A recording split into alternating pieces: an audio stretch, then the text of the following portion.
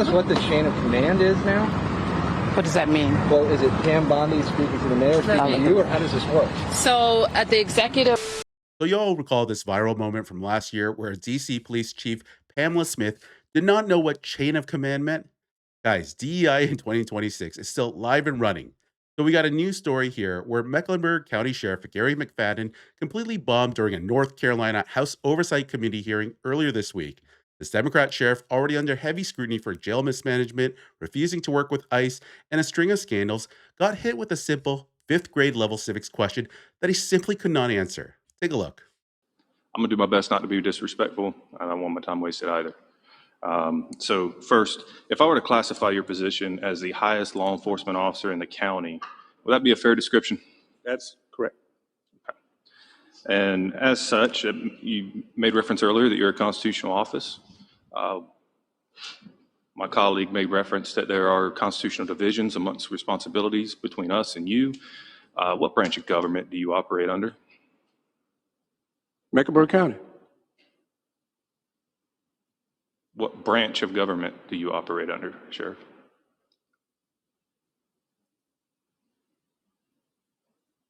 Constitution of the United States. Correct. That is what establishes the branches of government. I'm asking which branch you fall under. Mecklenburg County. I'm a duly sworn Mecklenburg County Sheriff. We answer to the people of Mecklenburg County. This was not where I was anticipating getting stuck. Are you aware of how many branches of government there are? No. Okay. Yo, this guy's got DEI written all over. For the sake of debate, I will move on and say there are three branches of government: legislative, executive, judicial. Of those three, which do you believe you fall under? I believe I fall under the last one. Would you say it to me? Judicial. Okay. You are incorrect, sir. You fall under the executive. And as a member of the executive, what do you believe your primary function is? Care and custody of those in my custody at the Mecklenburg County Detention Center.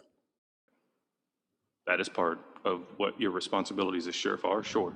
But as a member of the executive, your primary function is to execute upon the law, to enforce the law.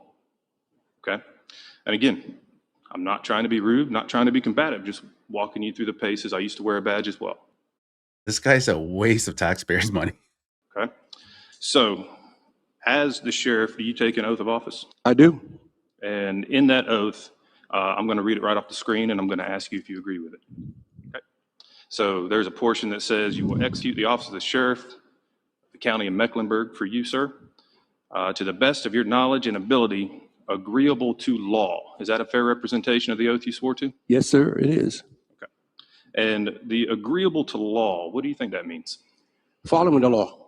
Following the law. Following the law. Not opinions. Following the law. Okay, so this isn't just a one-time flub.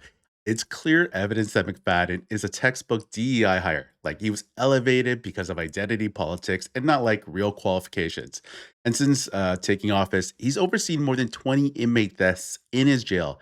And then he also dragged his feet on immigration enforcement, leading to preventable crimes like the murder of Irina Zarutska. And now this guy's having trouble handling basic government-structured questions. And get this, you also know this guy is also from the same party that can't even define what a woman is. So it's no wonder why competence is taking a backseat. Agree. Thank you. With that, do you think your personal opinions have any authority to override statute? Or No. Do you believe your office holds any authority to nullify law? No. Okay. So how do you reconcile that with the public statements that you've made about not enforcing the law? I've never said I'm not enforcing the law. With respect, I'm going to read a direct quote from you, sir. It says, quote, "We do not have a role in enforcement whatsoever. We do not have to follow the rules and the laws that are governed by our lawmakers in Raleigh," end quote. We were talking about, again, you're taking the content of what I said when we are talking Pretty sure you meant context, not content. about immigration. So you're talking about existing law and how you don't have to follow it. I'll allow you to expand on context if you like. No, I don't need to expand. I'm saying that we follow the law. Again, you are taking something out of context to make a point. Okay, so if the law says you must comply with detainers, and you're saying earlier in your testimony, you said that in your opinion, because of who they are or aren't signed by, you view that as not binding. What ruling, because the law is very clear, so what court ruling are you hedging that belief on? I don't think that a detainer is state law. But it is. Now, The compliance no. of a ICE detainer is settled state law. As of What ruling are you hanging that on? if you let me answer, now it is state law. House Bill 318 now is state law, and we are complying with that law. Now, Previously, it was state law. in House Bill 10, we're referring to North Carolina General Statute, if you're familiar with that. Yeah, A, we B, play and with C. those every day here, sir. Right. So So you should hear his response, McFadden. I'm going to play you his response. He does an interview, and he calls this like a public lynching of a black man.